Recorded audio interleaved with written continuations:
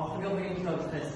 To'g'risini aytsam, men oxirgi o'qigan kitobim Garri Potter hisoblanadi. Chunki Garri Potter juda qiziqarli va har bir yoshga to'g'ri keladigan kitob. Chunki hozirda Garri Potterda juda ko'p odamlar tavsiya bermoqda, chunki unda uzoq tarix va afsungalik haqida ma'lumotlar bor. Rahmat. Hozirgi kunda jamiyatda nima uchun kitob kam o'qilyapti?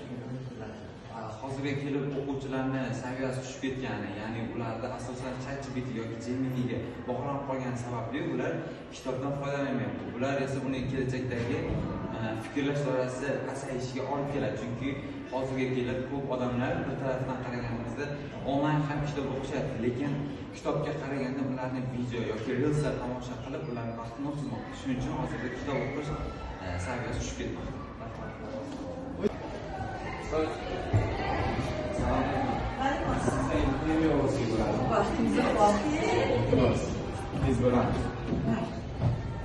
Oxirgi o'qigan asaringiz haqida biroz ma'lumot bera olasizmi? Kitobim haqida.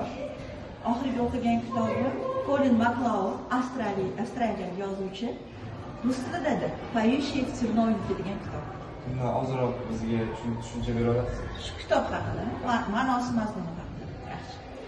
Kitob hayotda bo'ladigan yaxshi, yomon kunlar, qiyinchiliklar haqida. Juda hayotiy kitob. Bosh qahramonlar qanaqa kunlarni boshidan kechiradi, qanday yaxshi kunlar uchun kurashadi, qanday o'z maqsadiga erishadi. Juda ham chiroyli yozilgan, sodda, aniq tilda yozilgan.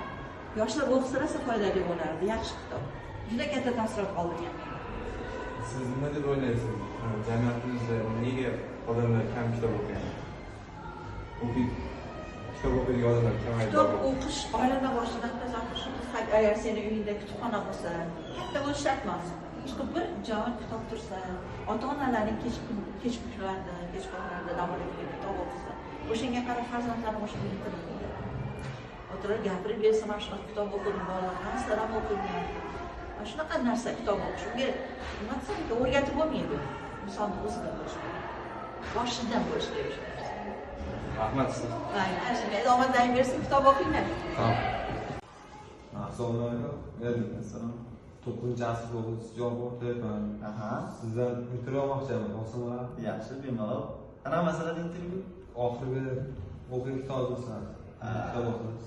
Bo'ldi, tushunarli. Demak, oxirgi marta o'qigan kitobim bu Kechir Allohim degan kitob o'qigandim. Demak, turk yozuvchisi tomonidan yozilgan. O'sha Turkiyada 2023-yil eng ko'p sotilgan kitoblardan biri hisoblanadi. Uning ichida bizni hayotda qanaqa qilib yashashimiz kerakligi, ya'ni nimalar qilishimiz, nimalar qilmasligimiz haqida fikrlar Hozir ko'p bolalar kitob o'qimay qo'yishgan o'zida. Xo'p, meni shaxsiy fikrim hozirgi kunda bolalarni kitob o'qimay qo'yganini birinchi omili bu adashmasam texnologiyaning rivojlanib ketishi hisoblanadi. Ko'proq mana shu social media, ingliz tilida aytadigan bo'lsak, ijtimoiy tarmoqlarda juda ham ko'p vaqtni sarflab qo'yapti. Lekin men o'ylaymanki, agar har kuni kechqurun hech bo'lmaganda 2 varoq yoki 3 varoq, bo'lmasa 10 varoqdan o'qigan odamni dunyoqarashi, fikrlash juda ham keng bo'ladi. Kelajakdagi orzulariga har qanaqa vaziyatlardan chiqib ketish uchun yoki uni nutqini chiroyli bo'lish uchun birinchi o'rinda kitob o'qish kerak deb hisoblayman. Rahmat. Salomat bo'ling.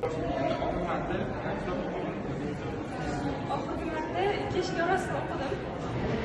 Bu asar boshida tez o'qimadim, lekin o'rtalarga kelganda qiziqib tez o'qib ketdim. Menda taassurotlar juda ham yaxshi. O'qishi hozirda tezliklar Intervyularimizdan xulosa shuki, jamiyatimizda odamlar oxirgi paytda kitoblarni juda ham kam o'qimoqda. Bunga sabab ko'plab chalg'ituvchi vositalardir. Misol uchun telefonlar, yangi o'yinlar yoki boshqalar.